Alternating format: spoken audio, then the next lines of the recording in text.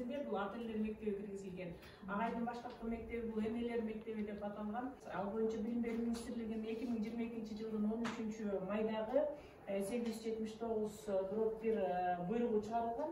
Мына ушул буйругда быйылкы окуу жылында 1-октябрдан баштап пилоттук мектептерде ата энелер мектебинин программасы киргизилет. Ошонун негизинде 522 мектеп, анан 274 балдар бакчасы тандалып алынган.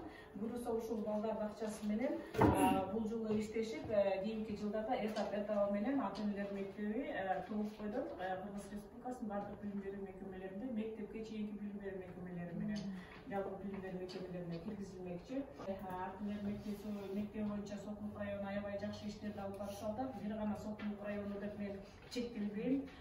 Жети Дубандын көпчүлүк мектептери өз алдыларынча биздин Гапыр агайыбыздын ушул тажрыйбаларын колго алып жакшы иштерди жүргүзүп жатышат. Эгерде ата энелерибиз өздөрүнүн укуктарын, милдеттерин жакшы билип, балдарды жанагындай зомбулукка кабылтпай, балдардын тарбиясына, билимине кайдыгер мамиле жасабай, балдарыбыздын тарбиясы жакшы жакка ооп, бизде жакшы көрсөткүчтөр болсо, биз ошондо жетишкендиктерге жеттик деп айтсак болот.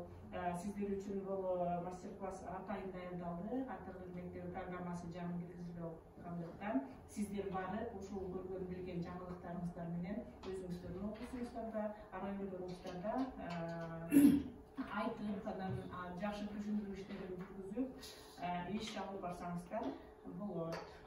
Зордук, зомбулук деген сөздүн маанисин чечмей алсак, зордук, зомбулук деген сөздү ким кандайча түшүнөт? Бир-эки сөз менен айтып берсеңиздер. Кемсинтүү, басымдуу. Дагы денесине, мүчөсүнө зыянын келтирмей, согуу, Сурдуктоо, кыйноо, катуу сөз айтуу, жан дүйнөсүнө жабыркатуу, туура эң сонун. Демек, зомбулук бул адамдын эркинчиликтүү, анын үстүндө бийликке ээ болуу жана башкаруу максатын көздөгөн системалык түрдө кайталанып тургучу адам өзүнө каршы физикалык, психологиялык, экономикалык жана сексуалдык мүнөздөгү таасир этүүчү актылар экен.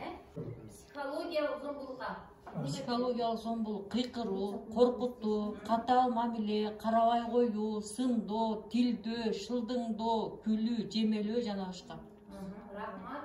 Так, эң акыркы топ акылдуулугуна эжекеси камкордуктун жоктугу, баланын негизги муктаждыктарына көңүл бурбоо, тамак аш, кийим-кечек, турак жай, медициналык тейлөө жана башка. Мына ушул жактан ата энелер көп карабайт экен, анын өздөрү сезбей билбейт экен. Урматтуу ата энелер, эң ушундай зомбулуктун түрлөрүнөн жабыркаган балдар кандай оор жаракат алышат деп ойлойсуздар? Анан эсе бир-эки сөз менен алар кандай травма алышып атат?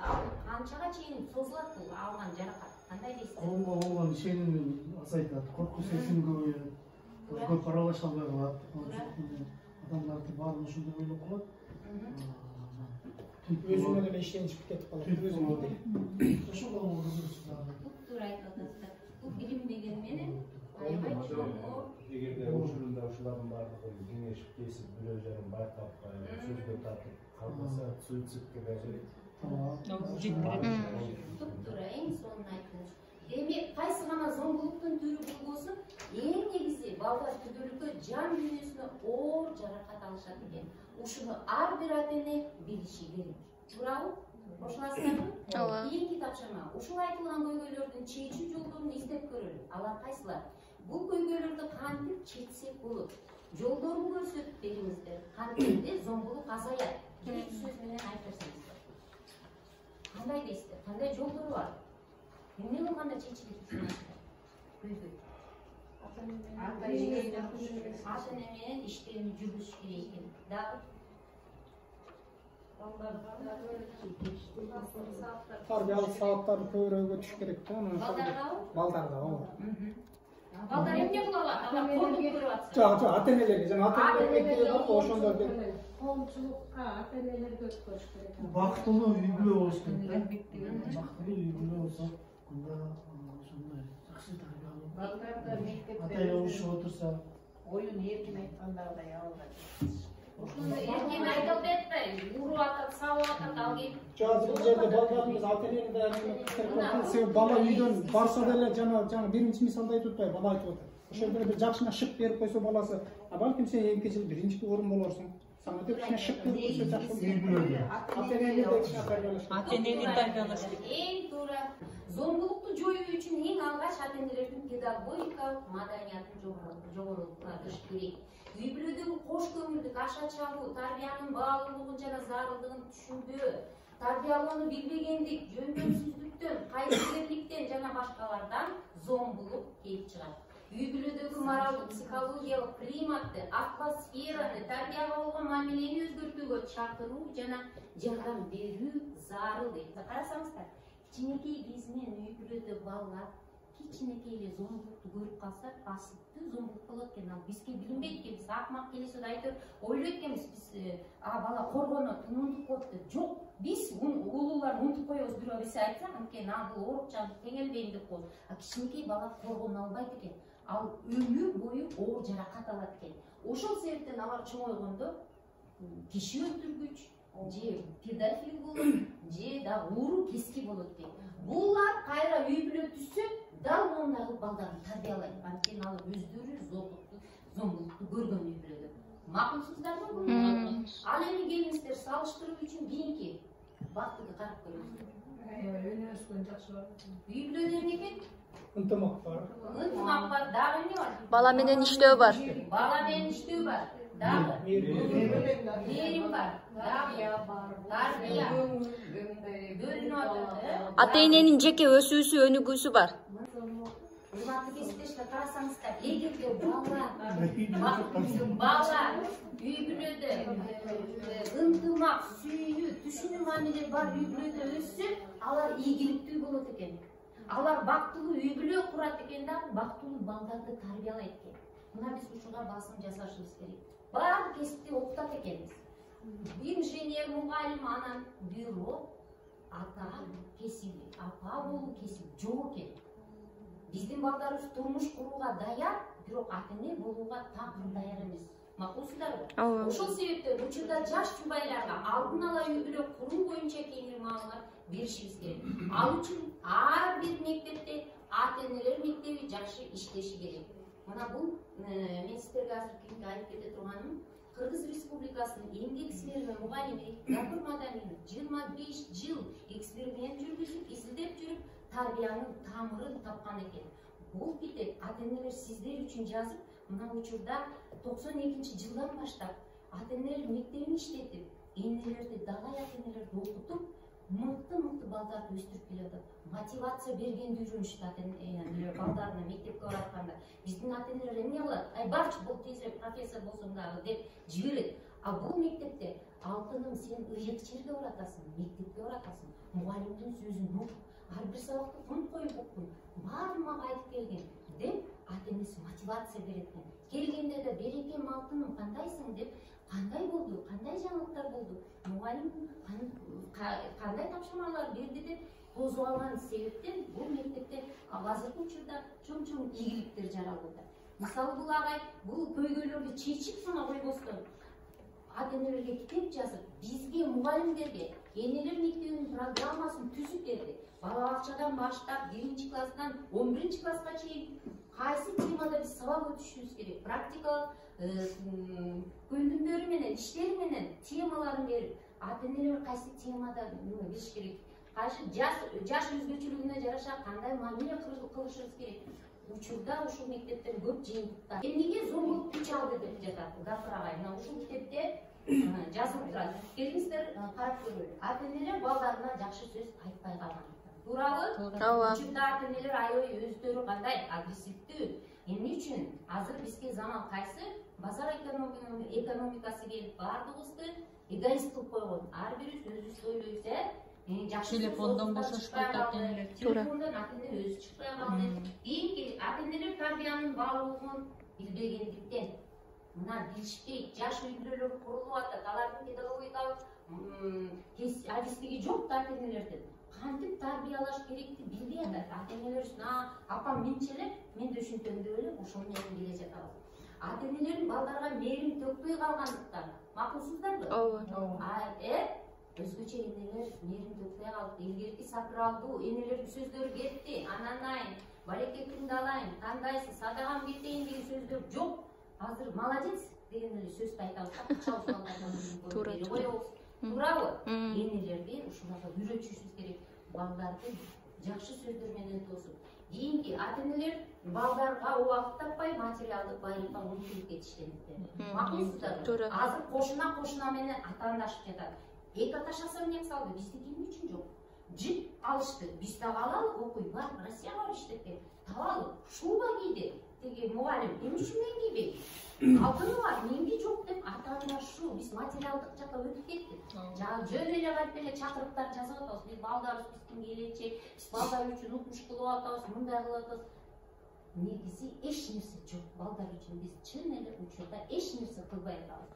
Өзүбүздү эстеп, ата-энелер ушуну үйдө кандай мамиле жасап жатабыз балдарга, өзүбүздүн кемчиликтерибизди эстеп көрөлү. Ата-энелер китеп окубай калышкандыктан. Туура. Учурда евроремонт менен үйлөрүнө кирсек, гапырагай, кирсем, сервантына хрусталь идиштер толтура дейт. Бир китеп жок дейт. Туура. Баланын бурчу да жок дейт, сабак даярдоочу бурчу жок дейт. Евроремонт. Эмне үчүн балага көңүл бөлүнбөйт? Анткени биз материалдык байлыкка кетип калганбыз. Ошол себептен руханий жар болуп турабыз. Туурабы? Бул жерибиз ачка. Гапырагай айтат, адамда 3 казан бар. Акыл казан, аш казан жана рух казан. Эгерде адам рух казаны жардуу болсо, ооруй баштайт. Эмне менен? Көрө албасты. Мен дагы эмне менен? Ичи тарды. Дагы алчность деп коет.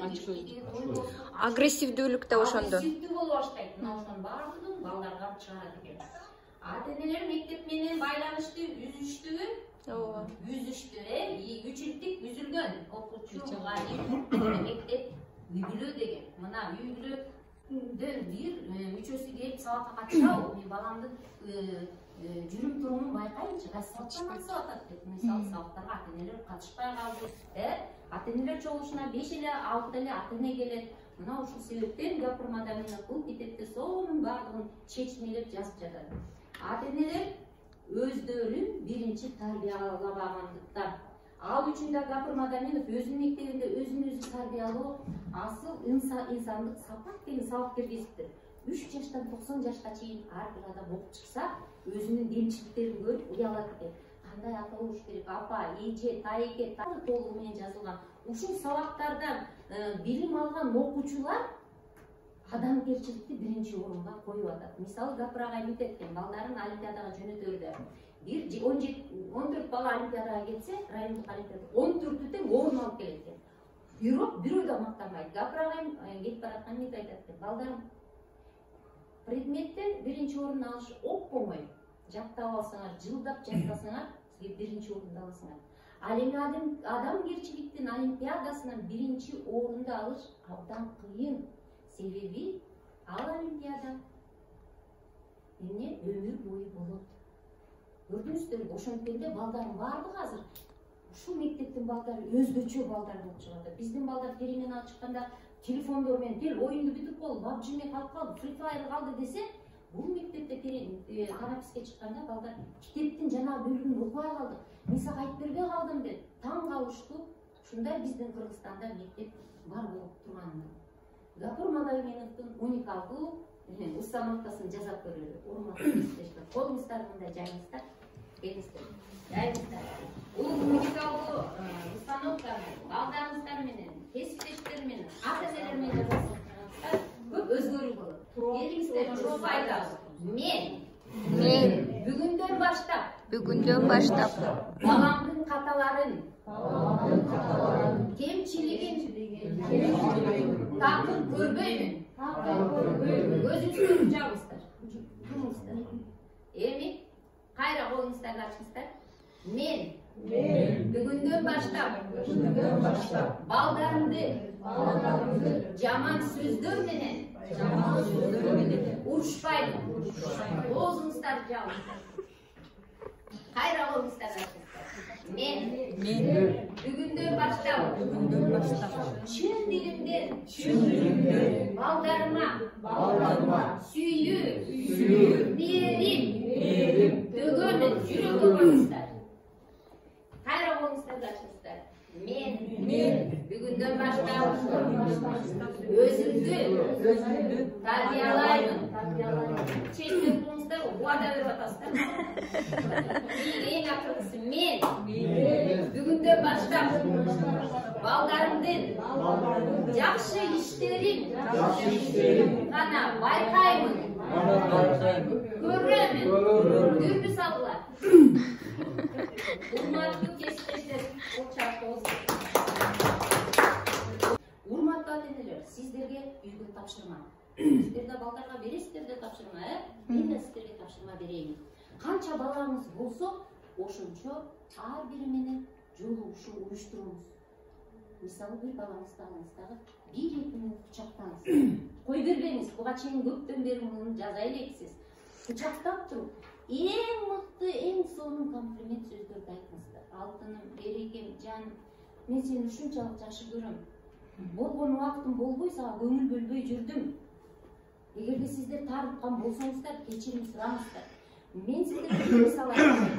Бир эже өнөр мектебин бүткөндөн кийин кандай өзгөрүү болгонун айтып келди. Мен дейт буга чейин балама күнү кыйкырып, өкүрүп эркемен турганда сабакка тургузчу дейт. 9 класста баламды дейт. Ай балам турбайсыңбы, мына дагы кечиктиң уят кылып эле басып жүрөсүң десем, балам ан сайын айта албаса жабат дейт. Анан бир күнү ошо энелер мектебинен өзүмдүн кемчилигин көргөндөн кийин келип балам, алтыным, кечирчи мени, ушунча кредит, тояш деп жүрүп, ремонт деп жүрүп сени унутуп турмун. Берекем, алтыным, калып кетейин, мындай болбойт, мен сени жакшы көрөмүн. Турчу алтын, мектепке баралы десем, бала, апа, сага эмне болду? Анан атып мен ыйладым дейт. Мен муну ушунча жылдан бери бир жакшы сөз сүйлөп турмун дейт. Балам дейт, мен сага жумуртка кууруп койдум, жүр десем жүгүрүп барды дейт. Эгери мен эч нерсе даярдап бербечи экен. Мен апа экенимди унутуп коюп турмун дейт. Мен жумушту беле жан салашып эле үйдү таштап эле кетчүмүн. Балам жүгүрүп бар. Апа, күнүгө даярдайсың же бүгүн эле деп. Алдын мен сага убада берем, мен күнүгө даярдайм. Алтыным сен үчүн, мен сенин бактымсың, мен ушу жумуш деп жүрүп сени унутуп турмун деп ыйладым дейт. Мына ошо энелер мектебинен мен ушунча таасир алдым. Мындай учурлар абдан көп. Өзгөчө мугалимдердин балдары жабыркайт экен.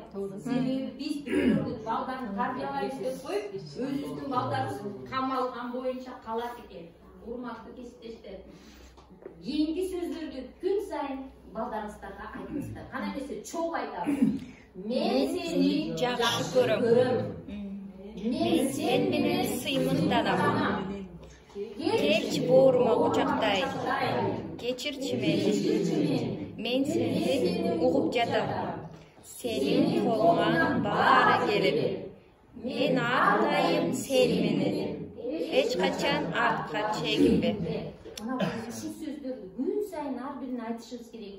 Биздин илгерки тарбия калды. Таяк менен уруп баягы ат чоңтабыз, бир койчу эле атабыз, бир койчу апабыз ойлоп менен салачы деген калды. Ал жок. Азыркы балдарды мотивация, дос катары, ал баягы алдамай эмес, чын. Ушинтип сени жакшы көрөм. Мен ишенем сага. Ар бир сөзүн айтып келген угуп, пункт коюп тарбияласак, сонун балдар өсөт.